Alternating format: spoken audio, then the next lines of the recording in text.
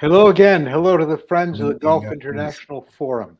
Welcome to our discussion today on what we all hope may be the first real breakthrough on bringing the tragedy of the Yemen civil war to a close.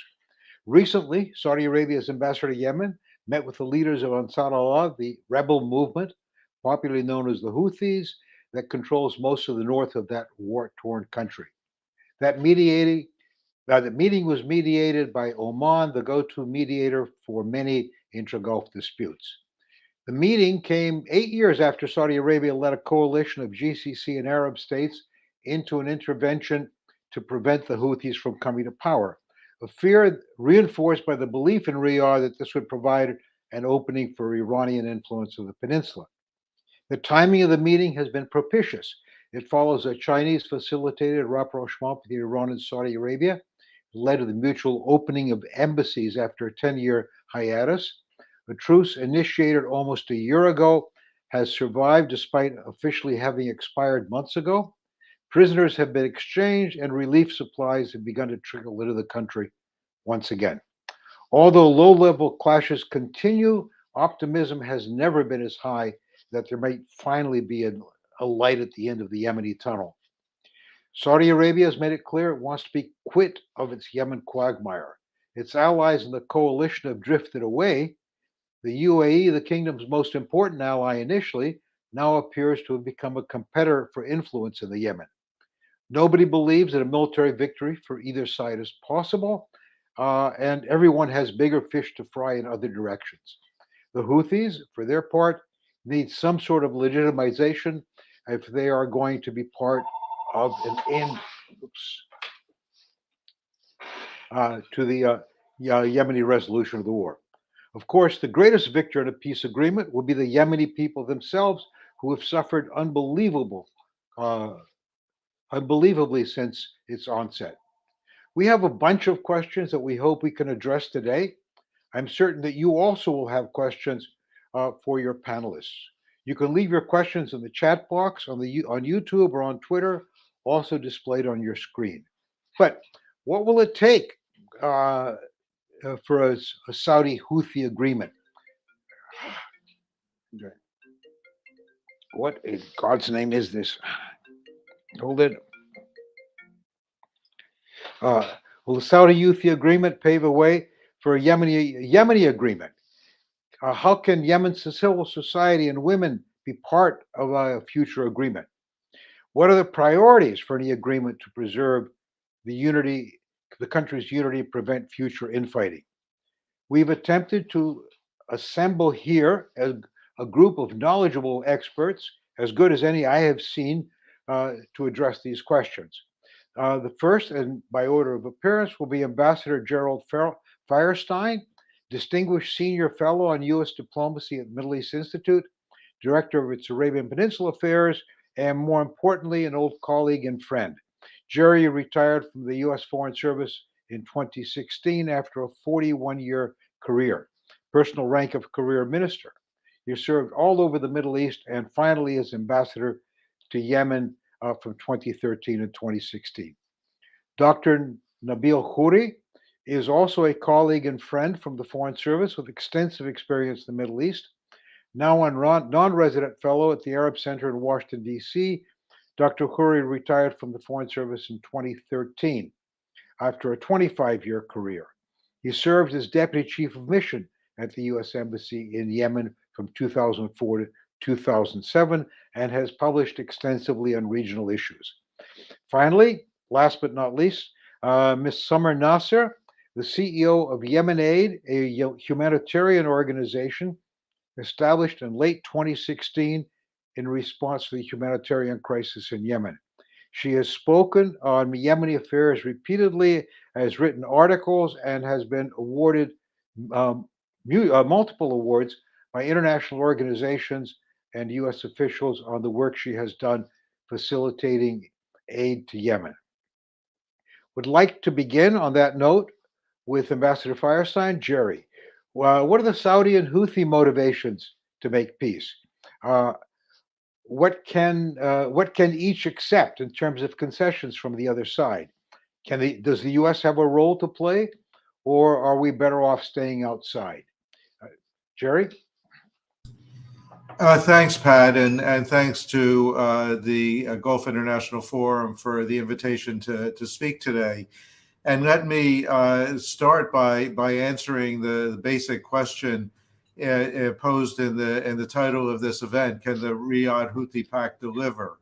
And to make clear that, in my view, peace between the Saudis and the Houthis does not mean Yemeni peace.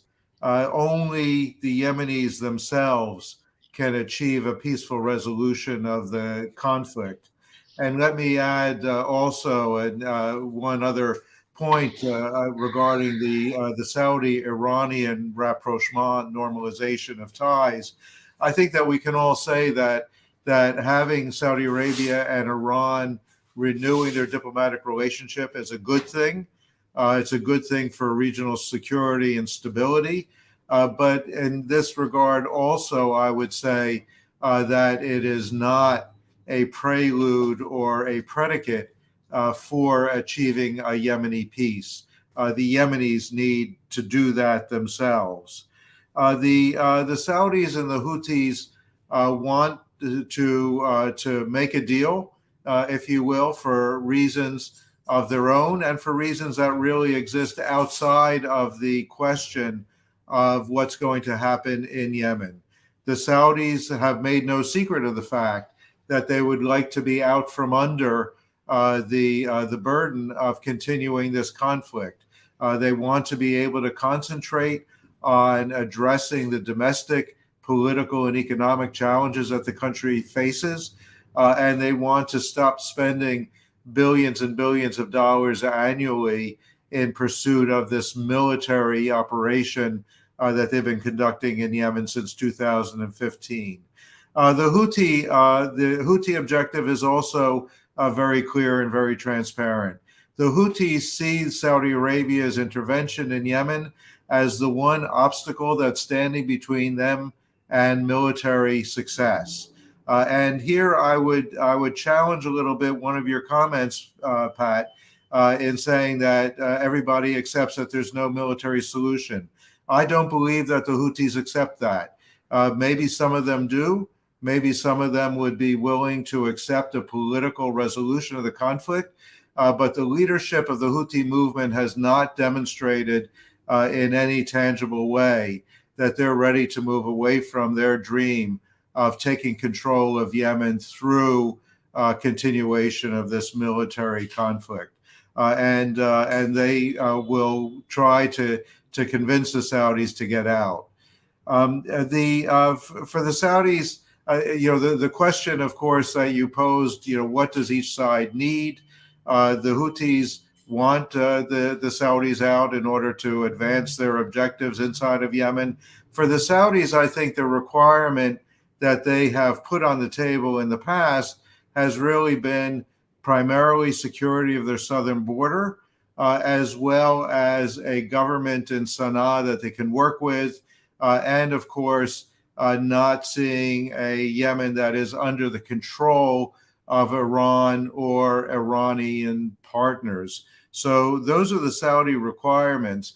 But what we've seen over these past 6 months of negotiation between the Saudis and the Houthis is that the Saudis are willing to pay a fairly significant price and probably willing to accept less than their prime objectives in order to get out again from the burden of this conflict. The United States supports the Saudi-Houthi negotiations. Again, we think that having an agreement between the Saudis and the Houthis is a step in the right direction. And Tim Lenderking, of course, as you know, has worked exhaustively over these past 2 years in order to support that initiative, as well as to support the UN-led initiative that's focused on the Yemen negotiations. But we also need to be clear that these two things are linked, and that having a Saudi-Houthi agreement is not in and of itself going to resolve the conflict. As you said, the UN has expressed some optimism that perhaps there is a path forward in getting the Yemenis together. There was some talk prior to the beginning of Ramadan that the two parties would agree to meet for political discussions after Ramadan in the month of May. This is now the month of May, and we should wait to see whether, in fact, there is follow through on that agreement. The agreement to release about 900 prisoners, again, is a good step, but it's not a substitute for a serious political dialogue and negotiation. We should also understand, and I'll make this the last comment, we should also understand that getting a deal, even a deal that ends the major fighting inside of Yemen, is not the end of the conflict. In fact, it's only the beginning of the challenge that's going to confront Yemen for many, many years to come. There will be a requirement to address the economic, social, political, and humanitarian crises that have afflicted Yemen for now over 8 years. And it's important for the international community also to understand that once there is a deal, if there is a deal that Hans Grunberg can negotiate among the Houthi parties, that is not going to be the opportunity for them to congratulate themselves, drink a toast, champagne toast, and walk away from Yemen. The beginning is going to be at that point, and the international community is going to have to remain engaged for many years to come if we're going to be there to help Yemen reconstruct, rehabilitate, and move on to a stronger, more stable, more secure future. And let me stop there.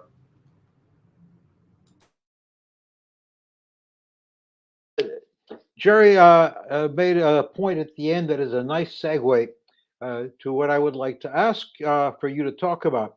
Let's assume there is a peace agreement between Saudi Arabia and the Houthis. What are the chances of a Yemen peace deal thereafter?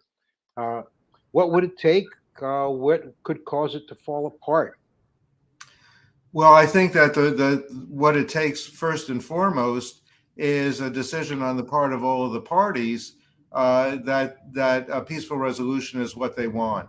And again, we have not seen any definitive statement on the part of the Houthis that is what they're looking for. In fact, some of their comments have gone in the other direction. So, so as a first step, we need the parties to be willing to say that they're going to come to whatever the venue is going to be, whether it's Kuwait or Stockholm or some third location, and negotiate seriously and try to come up with a plan. At that point, I think there are a number of things that have to happen. First and foremost, there has to be attention paid to addressing the humanitarian situation, the health, starvation, malnutrition, education, getting kids back into school. Many of them have not been in school for years, and also to try to get the economy moving again. And then there also has to be a clear decision on the part of all of the parties in Yemen, not just the Houthis and the internationally recognized government, but beyond that. You mentioned civil society, women, youth. They have to be a part of any kind of a conversation going forward. We also have to have a clear indication from the Southerners about what it is that they're going to try to achieve. We still see that there are many people in the South who are advocating for a secessionist movement. What is Yemen going to look like going forward? Is it going to be a unified state? Is it going to be a federal state? Is it going to be two or more states? All of those issues are going to be critical in the coming months and years in order to resolve. And then the other aspect is that over these past years, what we've seen is not only, again, this major conflict between the Houthis and the government, but also a number of smaller conflicts that have sprung up in Hadramaut and elsewhere in the country. And those also are going to take time and effort to resolve. Thank you so much, Jerry. Nabeel, can you pick up where Jerry left off? And your views. Uh, what are the obstacles to a Yemen peace deal, and can they be overcome? That's the basic question. You're muted.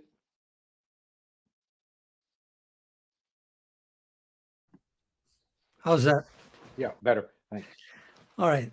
So I fully agree with Jerry that the an agreement between Saudi Arabia and the Houthis does not necessarily mean a comprehensive peace and stable peace for Yemen.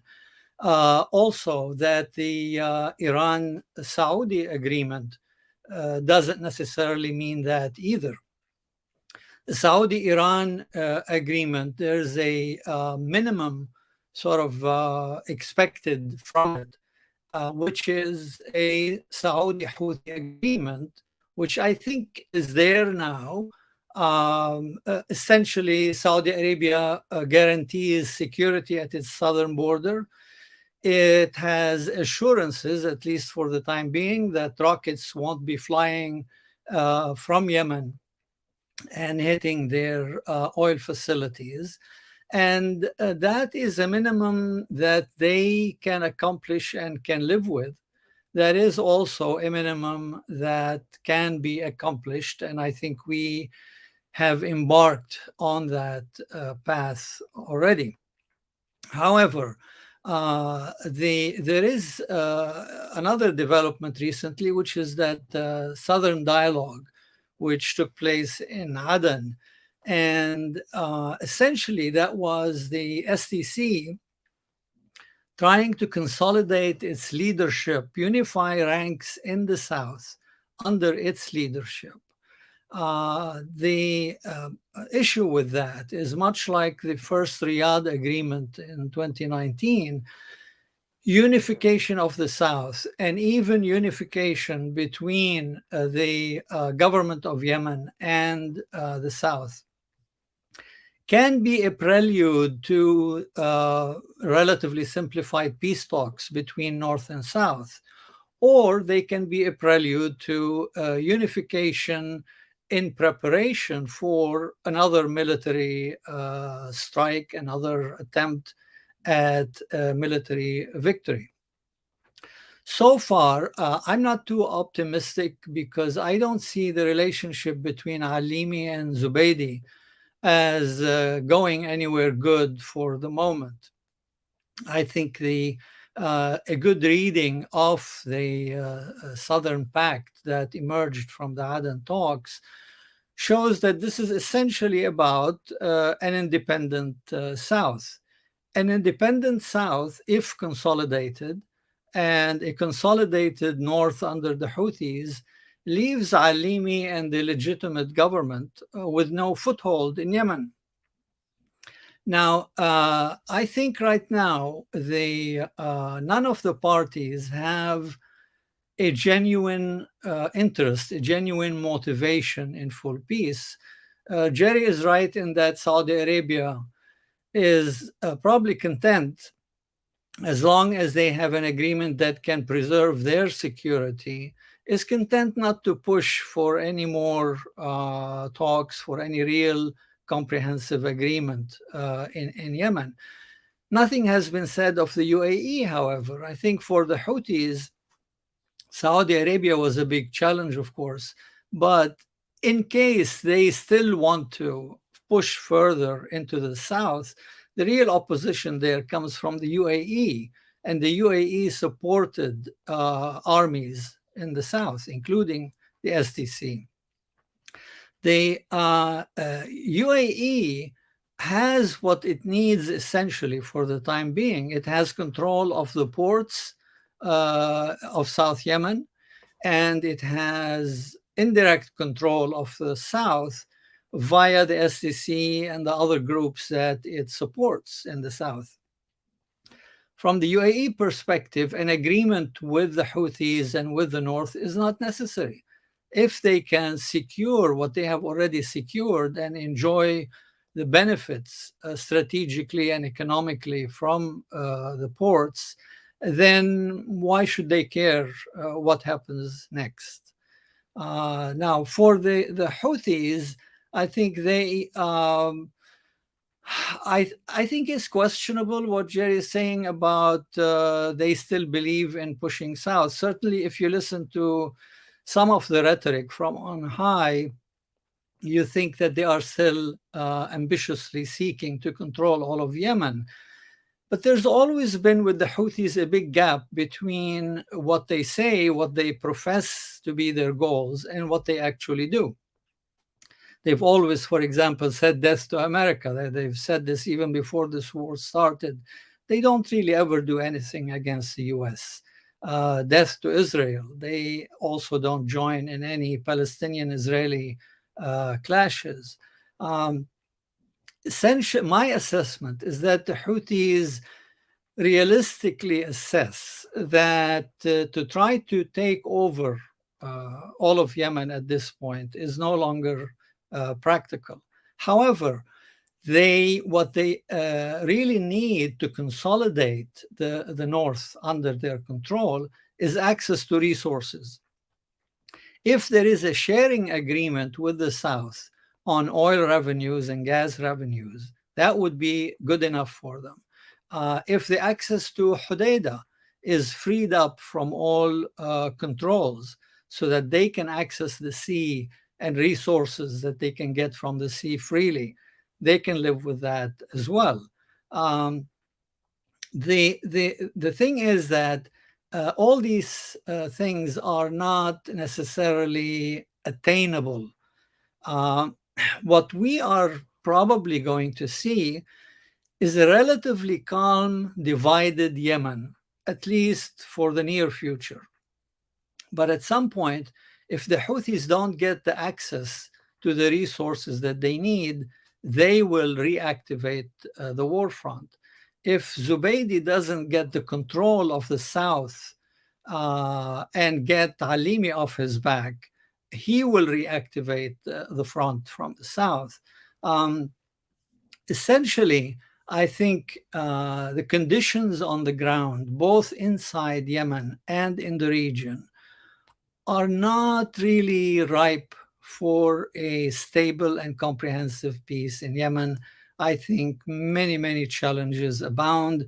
Before we even get to what Jerry rightfully pointed out, the need to reconstruct, the need for political development so that all the groups of Yemen, all the capable Yemeni civil society organizations can participate in governing a corrupt-free Yemen. That's a big, big challenge. But I think before we get to that point, we have to get to a stable and secure peace. And I don't think we're there yet.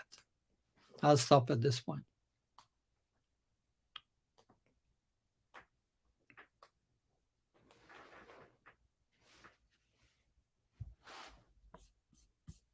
You're muted, Pat. Dumb. Okay. Nabeel, you painted a fairly persuasive picture that the Houthis may be content with just controlling the north, pending, of course, access to resources, and that the south primarily wants an independence. It sounds from what you were saying is that there really is no power base that wants a unified Yemen strong enough to impose itself or even to play a role. Would you say that's fair? Yes. And if so, where does a unified Yemen go?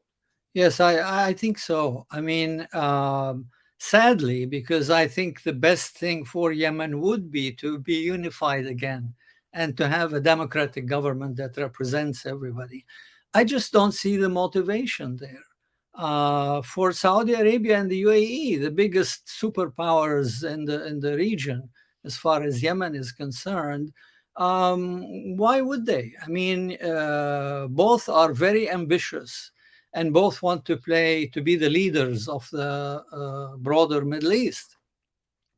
And both are undemocratic. They both support the military factions in Sudan that are fighting each other. They have no interest in democracy in Sudan. These are the generals that disrupted the democratic process there.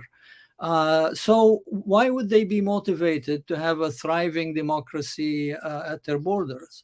I think they secured what they really need from the Yemen conflict, and they can keep their hands off now, provided nobody attacks them, and keep going. As for the internal parties, I think the South genuinely wants to be separated from the North. They don't trust the North. They don't trust the Houthis. They're fine to be on their own with what they can count on UAE support. For Alimi, at this point, I mean, I don't think he has any realistic options. He's not even acceptable universally within the GPC, his own party, which is divided. He's certainly not acceptable to a majority of the Yemenis. So he goes under the title of a legitimate government, but frankly, that legitimacy is hollow. The US seems to be less and less interested in the region. I think US influence has diminished considerably in the last 10 years in the region as a whole. And for all the valiant efforts of Tim Lenderking, essentially there is no serious American plan to push for a unified democratic Yemen. We're simply going behind whatever the United Nations is doing. And the UN Special Envoy has done an excellent job. I think he's done about everything that he can possibly do. But in the end, he's going to run up against a brick wall if the Yemenis and the region don't collaborate and cooperate as expected of them. So, if I read you right, you're saying that the United States may not object to or have some interest in a stable but divided Yemen? But yes, I think for the Biden administration, let Yemen not bother us, we won't bother Yemen. I don't think he's too interested. There are other things occupying his mind and his administration. It's a dangerous situation between Israel and the Palestinians right now. The dangerous government in Israel, which could dangerously expand this war by attacking Iran. There's hardly a serious comment from the State Department about that.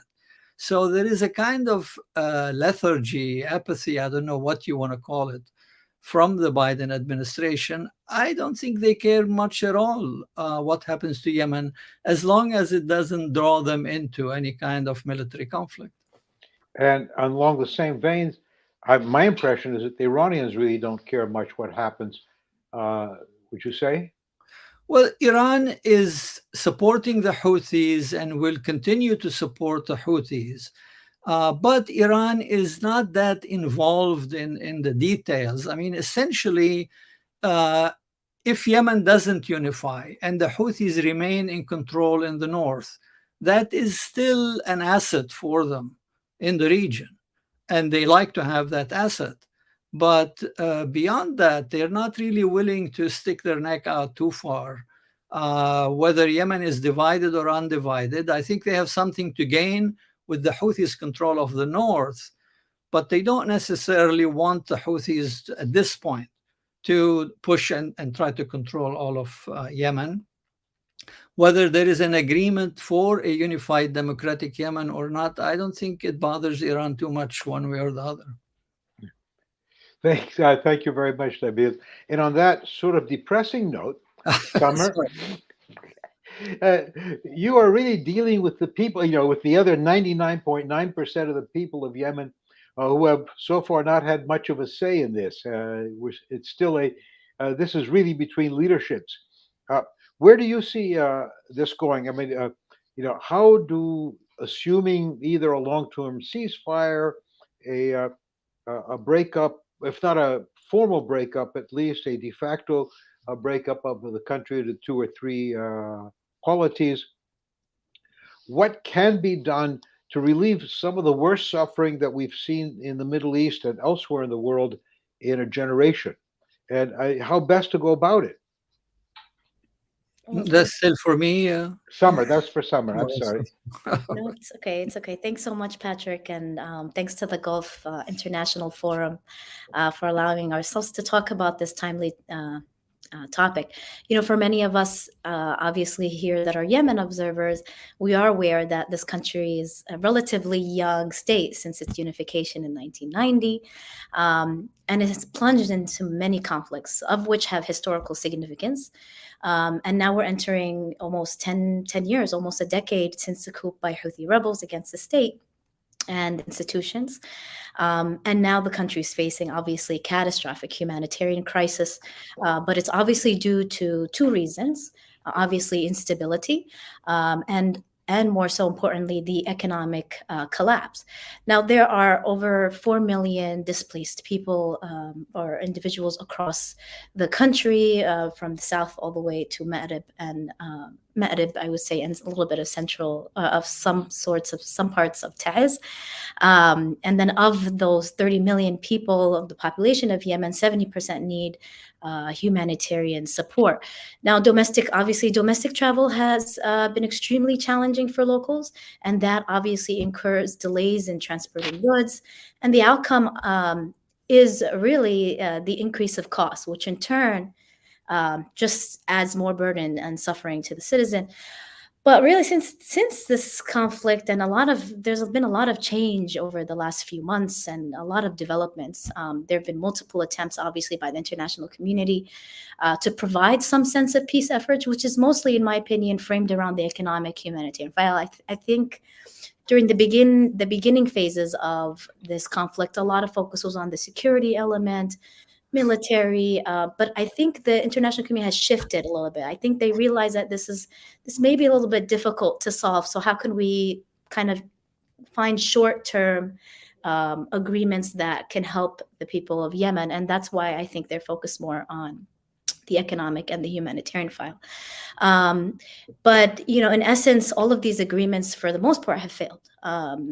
More recently, though, with the Iran Saudi understanding brokered by China, and then a few days later, an official visit to Sana'a by the Saudi delegation headed by Jabir. There's an understanding, I guess, of possible truce negotiation, which is first phase is a humanitarian focus that will eventually start or kickstart the talks of political truce. I think the word is that it's 6 months and then possible 2-year political conversations to find some kind of settlement. But I think, the visit and the push for a truce between Riyadh and Houthis are welcomed. I just don't, it will establish a better environment for a successful humanitarian effort, and maybe just an opening of a political settlement in the long run. However, as the humanitarian in the humanitarian track, we recently witnessed successful prison exchange, as you said, Patrick, and allowing commercial ports, cargo and shipments to enter the ports without security, which has been relatively well on the humanitarian side. However, the opening of roads seem to be far from starting in terms of conversation. And then lastly, the Houthis are requesting salaries of their civil servants, among other revenues, in which Southerners and specifically have repeatedly rejected. They will not pay for from their resources, such as oil revenues. Now, I think if a permanent truce between the Houthis and Saudis is successful, it may help calm some regional tensions, but it won't necessarily mean that there will be a successful political agreement between different factions on the ground. I think, in my opinion, the visit to Sana'a was a symbol of normalizing the Houthis as a reality in the north of Yemen. Now, on the humanitarian track, again, unless there are major developments and agreements on currency exchange rates, inflation, stabilizing economy, I really don't see any relief for citizens. And unfortunately, we have two central banks, different banknotes, which creates imbalances and puts businesses and companies at a loss. Even, unfortunately, for us working in the field, we're also at loss when it comes to smaller projects during the procurement process. But I think in this aspect, we definitely should push the international community to focus on economic livelihood, more on sustainable approaches, and innovative development to support citizens. Now, civil society has been relatively key in playing a role in terms of responding to the conflict, whether it's us responding to the crisis, whether it's the political aspect of things, and their analysis is really, really key. So they should be more present, obviously, in the international level. I don't see that. I don't see them attending meetings, because at the end of the day, these agreements on the political side and the higher levels always get trickled down to civil society, and we end up dealing with these outcomes without really understanding what's what are the finer details.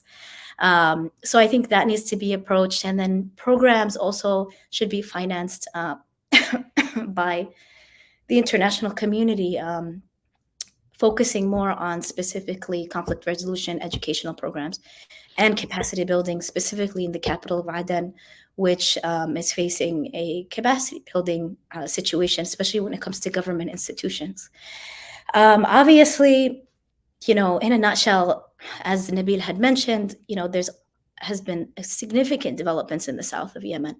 Whereas a southern dialogue took place, a national charter, which is the first of its kind, and a national assembly, which was announced just a couple of days ago, that will be established or will take place on 21st of May in Mukalla, Hadramaut. Now that's a big move, because the date is really relatively important. It was the time when South Yemen declared that it will be ending unification between North Yemen in 1994, just 4 years after 1990.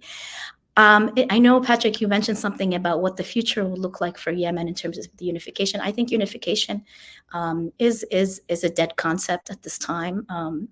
And I think the final, I would say, the final nail in the coffin was in 2014 with the coup. I think that was it for Southerners at this point. And I was there in Yemen. I was there in Aden when that happened, and it was not a pleasant situation, obviously. But I don't see Yemen unified anymore. I think it's very fragmented. And I think we're heading into a very interesting time period where I think we're heading to confederalism, and then moving forward to possible secession. Again, the country was separated. The country was two different states, so this is not a country that's asking for a new identity. This is obviously a historical identity, and they're reinstating that after the failed. After multiple conflicts coming in from Sana'a. So I think the STC is positioning itself to kind of unify the ranks, because number one, they're asking and they're pushing for a separate state, or reinstating the southern state, but also in case of any military actions from the Houthis. This is not something that a lot of Yemenis, and specifically in the south of Yemen, see as impossible. This is very possible. The Houthis have been supported by Iran militarily. Drones, the advancements of weapons have been key. And also, till today, there are ongoing fighting in southern borders, including Yafa al-Had, which is south tip of Al-Bayda, as well as Al-Dhala, which is continuous. So I think at this time, personally, in my opinion, I think the unification of Southerners is really important to kind of combat any potential challenges in the near future. Let me ask along those lines again. Does it really make much difference to the life of the ordinary Yemeni middle class and down, whether or not the country is unified, or do they really care very much anymore, or are they more concerned with just day-to-day, fixing their lives on a day-to-day basis? Summer? Oh, okay. I thought that was a No. general question. Okay. So I think it's two parts. I think because Yemen has a historical significance in terms of Southern identity, I think it really matters to the Southerners that they reinstate their country. I think this is a focus not just for the STC, but even locally when you sit down with individuals. Yes, they want basic needs and necessities. That's something that they're requesting from everybody, including the STC.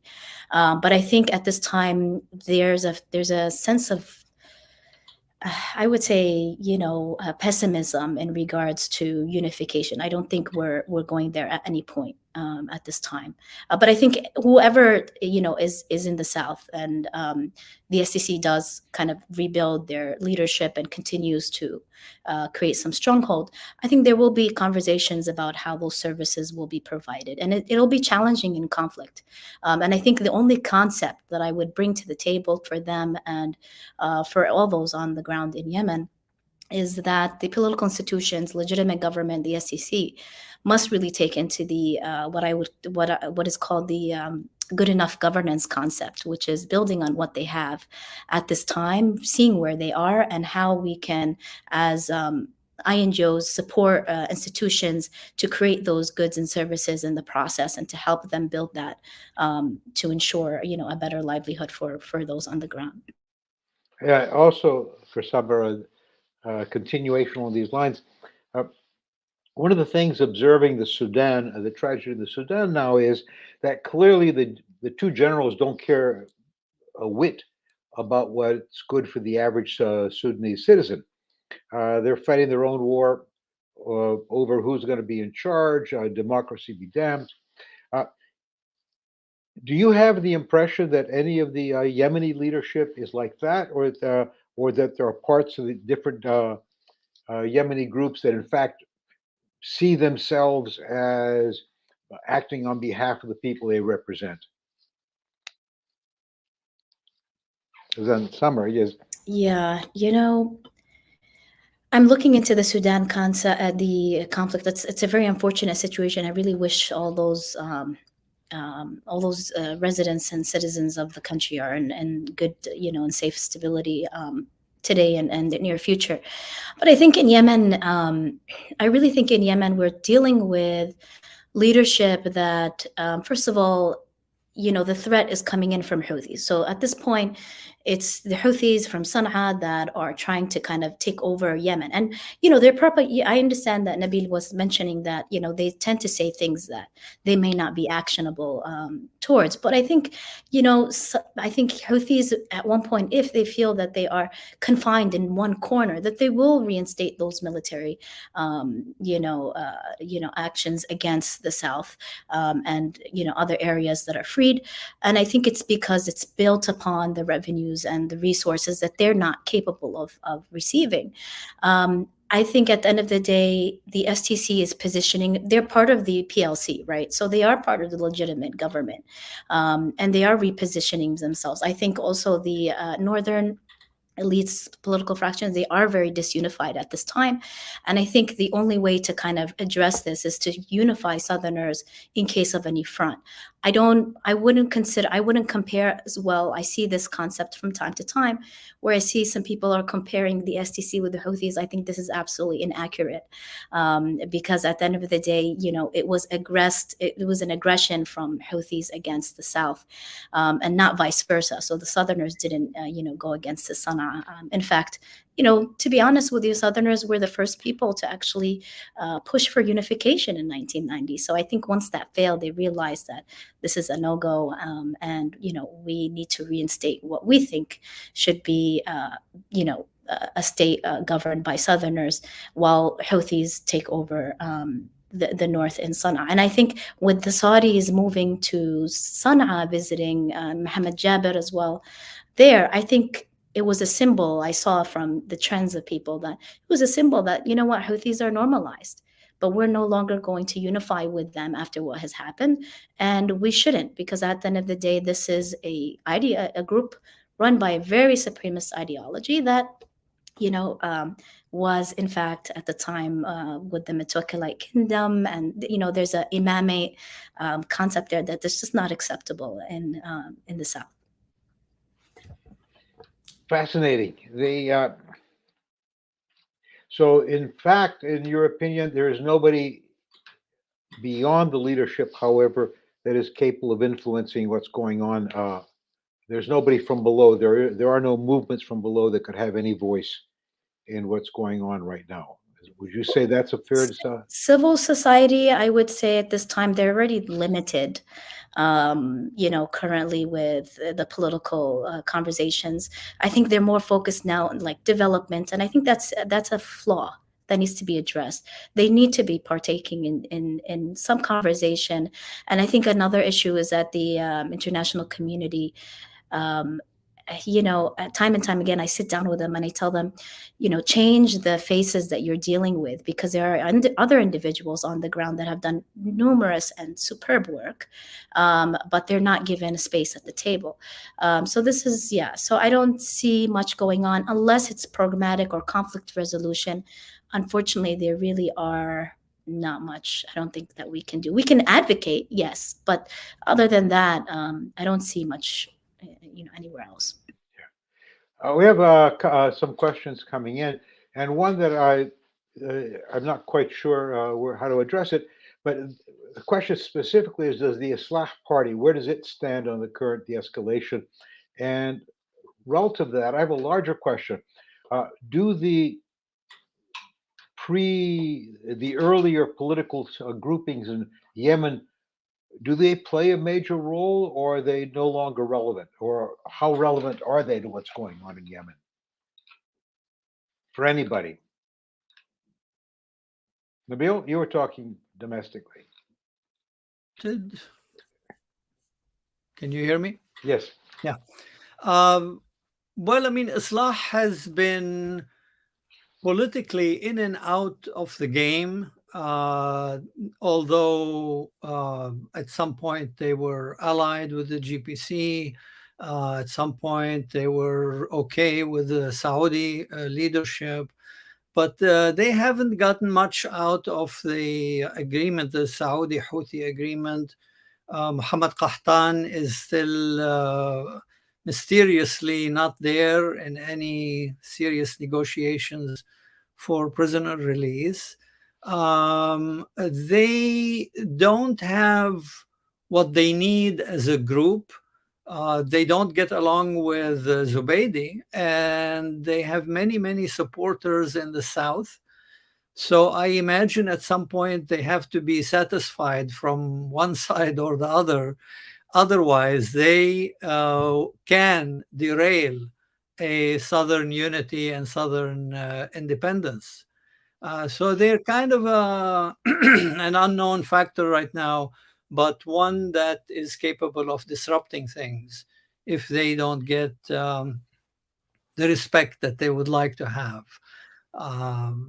But whether when peace comes at some point, will we go back to the same groupings as before the war? I don't think so. I mean, I think the STC is already a new force that wasn't there before. Whether it succeeds in unifying the South or not, I think it will be a factor in any future Yemeni politics.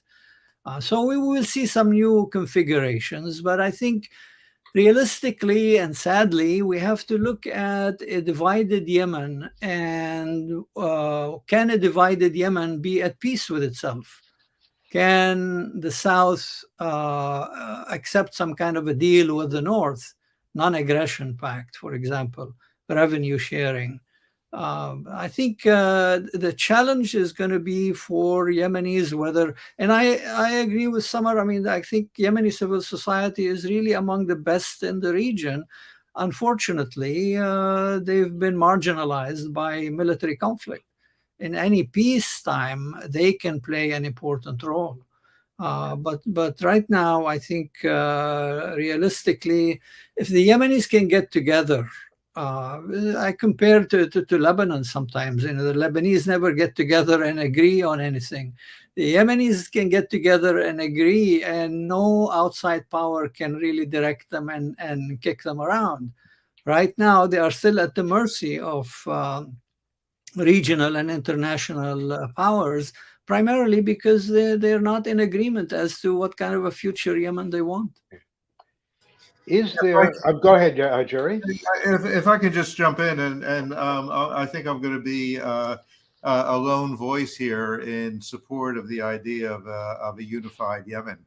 I think from a U.S. perspective, it's an important issue, and although I know that the Biden administration has kind of walked a fine line on this, and the official position of the administration is probably not an incorrect one, which is that this is really an issue for the Yemeni people to decide, and of course it is. The problem is that nobody really knows what the Yemeni people want, and the Yemeni people, I think, are focused, as we've discussed, are correctly focused on trying to look after themselves and their families right now, and to try to survive this conflict before they have the opportunity to really think deeply about what kind of a system they want. But I would go back to the National Dialogue Conference, which was, in my view, a rather successful effort on the part of Yemenis from all parts of the country, who came together for a period of a couple of years and really worked through many of these issues. And what they came out with at the very end was a support for a federalized state. I think that unfortunately the Houthi government mishandled that afterwards, but it did seem at that time that the preponderance of views in Yemen was in support of a unified state in some, at least of a confederation, if not a federation. And I think that it's important because, aside from, and I recognize that the STC is trying to once again present itself as the leader of the South. I think that that's a very dubious proposition, to be entirely honest. My time there was that particularly Hadramaut, Mahra, Socotra were not interested in going back to the way things were before 1990. And they were very clear in saying that they did not want to be unified with Aden and Abyan and the Southwest. They wanted, if there was going to be independence, they wanted to be independent on their own. So the potential, if we continue down this line, is not to end up with a Yemen that's in two parts. It could be a Yemen that's in 3 parts, 4 parts, or more parts. And I think that is a fundamentally unstable situation that would not serve the interests of the Yemeni people, of the region, of the international community. So I think that we should be a little bit more forceful in putting these issues on the table and not simply watch a potentially dangerous initiative continue down a path. As far as Islah is concerned, I would say, part of the problem is that the role of Islah also plays into another point that you were making, which is the potential competition between Saudi Arabia and the UAE. The Emiratis, as we know, have seen Islah as an adjunct to the Muslim Brotherhood, and as such, they generally have refused to have any dealings with Islah, whereas the Saudis were far more neutral or even in favor of. And we shouldn't forget that it was the Saudis who pushed Ali Mohsen, who is the major Islah character, into the position of being vice president. And so the Saudis have been perfectly happy to deal with Islah in the past. But Islah is a lightning rod. It's a lightning rod in the south. There have been clashes between Southerners and Islahi forces, and it's a lightning rod in many other parts of the country. Is it okay if I just say sure, please. Here?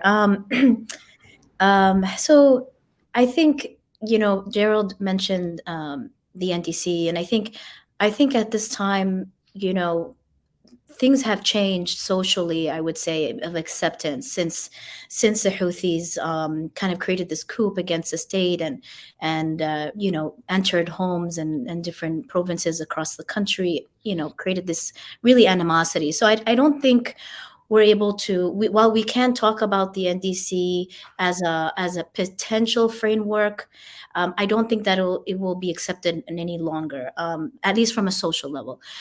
In regards to Islah, I think I would disagree with Nabeel when he said that it has a very good, a large support in the South. I would disagree with that. I think there, as Jerry said, or Gerald, I'm sorry, said, or the opposite, Jerry or Gerald, said that's a lightning rod. There's always conflict there because there's no, there's a lot of military tension.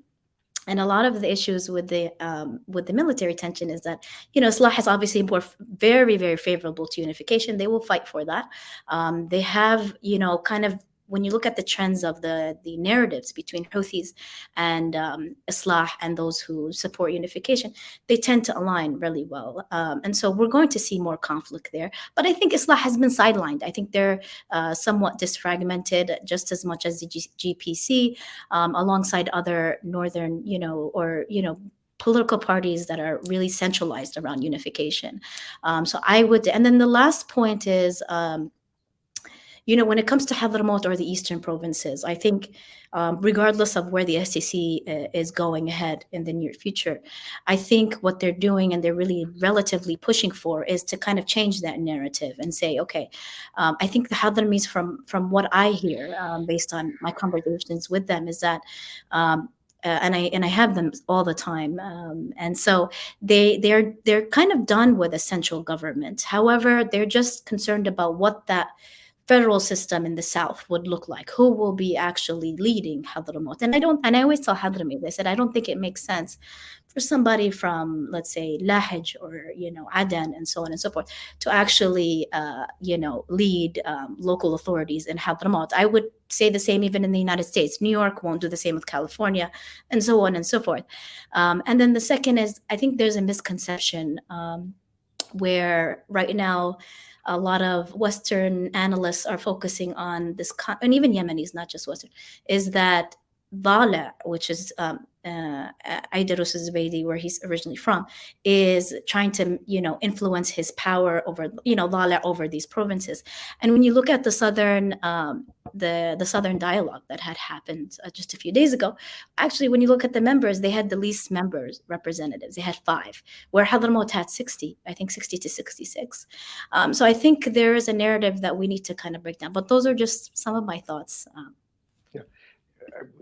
It's your thoughts are very valuable. Let me tell you something. 2 questions. The first one that occurs to me is, in terms of military force, the strongest force, not necessarily the decisively strongest force in Yemen right now, is the Houthis, absent the Saudis and others. But they're the ones that have the least access to important resources, including the gas beyond Marib. Do you think that the South and what's left of the national government and so forth, which control those resources, would be prepared to share them with the Houthis in return for a more permanent, stability, not necessarily peace? That's to anybody. Jerry, you have something? Yeah. Yeah. I think part of the problem in talking about what the Houthis would accept is that it's never been clear what the Houthis actually want. And I think that part of the problem is that the Houthis themselves don't know what they want and have been unable to actually organize themselves to make coherent demands. Is what the Houthis want a bigger slice of the pie? Undoubtedly that's the case. I mean, there's no question that they felt, and this was when I said that the Hadi government mishandled the end of the NDC and the federalism issue. One of the reasons that was the case was because they had drawn a map that basically left the Houthis sitting in the northwest corner of the country without access to any of the resources of society. And so, yes, definitely they need more, but I would say that there is, if you look before 2014, if you look to the period, and Nabeel knows this, he was there, the period of the 6 years where there were conflicts between Ali Abdullah Saleh and the Houthis.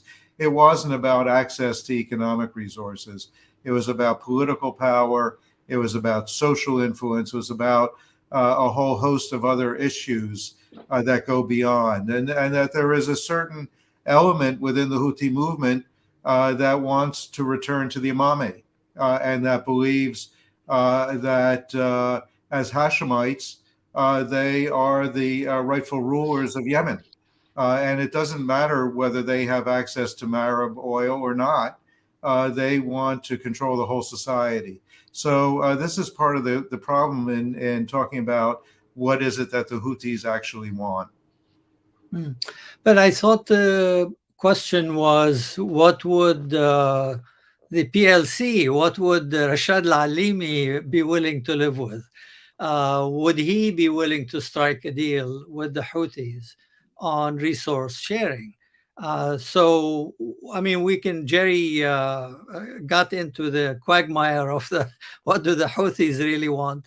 But there's also what can Rashad al-Alimi bring his fellow colleagues on the PLC to accept? I think Rashad himself is probably a very pragmatic person. He's not ideological one way or the other. And if he can have his way, I think of a live and let live agreement, he'd be willing to share gas and oil resources with the Houthis, have a non-aggression pact. The only question is, where is his foothold? Where would he live and what would he actually govern? So this has to be three-way at least between the Houthis, Alimi, and Zubaydi. Each one has a corner somewhere, and then we agree on non-aggression, and we agree on sharing resources. This could be a formula for some kind of coexistence. But like Jerry, I mean, I wish they could go back to the NDC federal structure and try not to be too greedy in who gets what. Then that would be wonderful. But I just, like Summer, I don't think this is possible anymore. I think we've gone beyond that. And one just final comment on the Houthis. Yes, of course, there is an element in them that is imamate and wants to control the whole thing in the name of Allah and all that. But the one of the ideal organizations the Houthis look up to is Hezbollah in Lebanon. Hezbollah in Lebanon supposedly is of the same kind of thinking religiously, but they're also very pragmatic. Hezbollah is definitely the strongest military in Lebanon. If they wanted to, they could push for controlling all of Lebanon. It would be very costly, but they could probably do it. But they don't go there. They figure that, the better part of valor is to leave things as they are, have a kind of formula where they have what they consider is critical for them, and then live with that. I think eventually, I think the Houthis are not as experienced and are not yet as pragmatic as Hezbollah. But at some point, they're going to have to figure out, and there are voices inside their organization telling them that. At some point, they say, okay, if we can live by our religious beliefs in an area that is, after all, a very large area, and control a majority of the population of Yemen, and have the region agreeing to leave us in peace in that area, why not? It's better than fighting forever with no guarantee that they can get the whole pie. So I think, there might be room for some kind of a live and let live here. Yeah. Let me jump. We're running out of time. There's one question before so the wrap up. Is really of interest to me, which is I've served in both Saudi Arabia and the UAE, and the competition between the two, in my view, is becoming more and more palpable. And there is a chance that that competition may be fought out again in Yemen, which is no good for the Yemenis. So, what does the UAE want out of this? How does the Saudis see the UAE in Yemen? And more than that, are there outside players? Are there outside players who would like to dampen down the competition between Abu Dhabi and Riyadh, or are there outside players who would like to stir it up? So let's just take it alphabetical order, sort of thing. Jerry? Yeah, if I can say, first of all, the competition inside of Yemen has already existed, and I think that we know that in the past there's been friction between Saudi Arabia and the UAE over the Emirati role in the south. It's support for the STC when the Saudi government was strongly in support of the Houthi government at the time. Generally speaking, what's happened, Pat, and this will come as no surprise to you, generally speaking, is that when the Saudis really put their foot down, the Emiratis back off.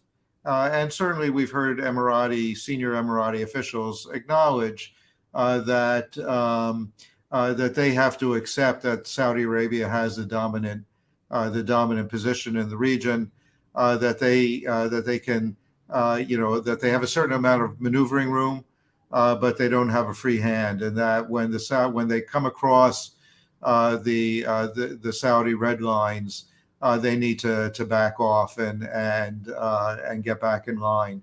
And that's what we've seen. We saw it in Socotra. We saw it in Aden.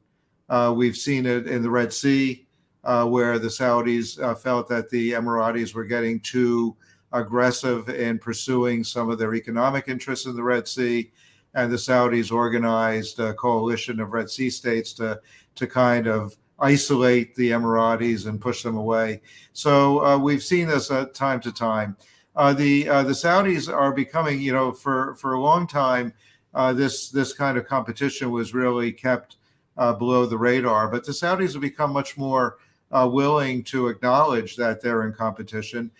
They talk about economic competition, and you look at some of the things that, for example, Mohammed bin Salman has done on the economic front to really try to circumscribe the Emirati role as the economic powerhouse in the region, the demand that companies that want to work in Saudi Arabia have to base their operations in Saudi Arabia, not in Dubai, creating a number of other economic incentives. So the Saudis have become awake to this idea that the Emiratis are eating their lunch a little bit, and they've begun to push back. Nabeel? Yeah, I think the Saudis and Emiratis, at least in the form of MBS and MBZ, are like siblings who are always competitive with one another, always jealous of what the other one has, and they quarrel. But in the end, they know that they are brothers, and that in the big picture of things, they will have to divide the pie somehow, cooperate where they can, compete where they cannot cooperate. But in the end, the conflict between them does not get out of hand. Even though they have different perspectives on things, in the end, they are kind of complementary. There are things the Saudis won't do that the Emiratis are quite willing to do, and vice versa. But I think the Emirates are, they're not willing to accept quite what the Saudis would accept in Yemen. And although the Saudis do push back, in the end, they're not going to push back on the UAE control of Socotra and the seaports in South Yemen. And the UAE is also much more tight with the Israelis than the Saudis are. And, the military maneuvers that they conduct together, and secret and not so secret intelligence talks and coordination between them, those are elements that block any thinking of Yemeni unity, and also are not really ultimately in the interests of the people of Yemen. But these are things that have been established on the ground. I don't see how anybody can drive the UAE out right now or tamp down on their ambitions. And frankly, the US doesn't say much on the issue and doesn't mind when they conduct military maneuvers, naval in particular. It includes the Emiratis, the Israelis, and the Egyptians. And so if the UAE is left as the powerhouse, at least in the south and where it matters strategically for the Red Sea, the US, I think, is, well, under this administration, God knows what other administration may come. But I think they're willing to leave the UAE play its role in that area. Samar, let me narrow the question a little bit for you. From the point of view of the Yemeni people, is the competition between the UAE and Saudi Arabia and other outside powers beneficial, or is it just add to their concerns and the dangers? I just think, depends on who you're talking to. If you're talking to somebody, I think before I get into that, I think I would agree with Nabeel here. They're complementary. I think, their relationship is, competitive, but to a level where they're somewhat okay with each other. They don't have that type of tension to the level where it could cause havoc. I think the 2030 vision is really, really key here. I think that's the reason why there's been a push to kind of calm the region down. It's for economic reasons. I don't think they want to solve completely the situation. If they can, that would be amazing. If they can't, then what can we do just to kind of settle it down while we build up our tourism? They have aggressive plans. MBS has been extraordinary, I think, in his vision. And he's done a lot to change the society in Saudis. But you know what? Rockets from Houthis are going to impact that. So how can we kind of mitigate that in a little perspective? I think Saudis are focused more on the north now. I think they're really okay with whatever happens in the south, because I think Saudis, based on conversations, Saudis are really pro these southern forces on the ground. They believe they're fighters. They believe they can defend themselves. They believe that they can, protect their lands and so on and so forth. But their concern is on their border. What does that look like for them? So I think that's why when we're seeing all these changes and developments in the south, we're not seeing any Saudi, push against it. I don't see it from my own perspective. Now, in regards to how Yemenis see it, so for Southerners, the UAEs and Saudis are really key players. Obviously, the UAE would be number one for them, but they really are symbolic to each other. I would say, and I always argue that, some people say, oh, how can Saudi allow this? I really think Saudis and the UAE are actually in agreement in some level. Like I think Nabeel said, that there are things that Saudi will do that will be okay, but some things they won't allow and they'll let the UAE do. So I think they're complementary in that perspective. If you're dealing with those in areas in the Houthis, they're obviously against Saudi coalition in every way. Not everyone, obviously. I'm talking about, let's say, Houthi supporters. But in the south, you have a pro-Saudi coalition, UAE pact, for sure. Regrettably, we're technically run out of time, but I'm going to stretch it a couple of minutes longer. I'm going to ask each of you for a really short answer. 1 year from now, will Yemen be happier or unhappier than what we are today? Jerry? It's a hard question, Pat. I think that I would say that 1 year from now, the situation will be more or less the way it is now. I mean, there may be a Saudi, we may see a continuation of the ceasefire so that the relative level of fighting will have gone down. That's a positive thing, obviously, if you got fewer casualties and less, and more of an opportunity to get along. But I don't think that a year from now we're going to see, a major change in the political situation. Nabeel. Yeah, I agree. I don't expect radical change over the next year or so. If the situation remains relatively calm and with a heavy dose of pragmatism on everybody's part, the humanitarian access can improve. Some goods and services may make their way to the average Yemeni. And so there is a possibility of the humanitarian condition being somewhat ameliorated over the next year. On the other hand, if the STC pushes too hard in the south, we may see a war of sorts in the south between Southerners on who takes power in the south. So there are some pitfalls all the way around, I think. But keep your fingers crossed. I think there is a potential for Yemenis being able to live their daily lives a little better than they have been living over the past eight years. Samar? Yeah, I would agree with everybody here. I would say that, I don't expect a lot of change and movement at this time while the conversations of peace and truce and, all of those concepts are being built out.